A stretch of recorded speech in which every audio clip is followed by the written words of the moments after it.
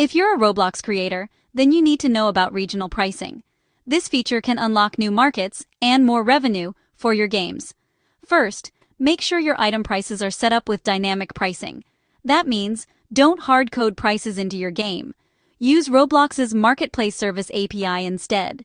You can even run a dynamic price check in the Creator Hub to catch any mistakes. Ready to enable regional pricing? Go to your Creator Hub, pick your experience, and find the Monetization tab.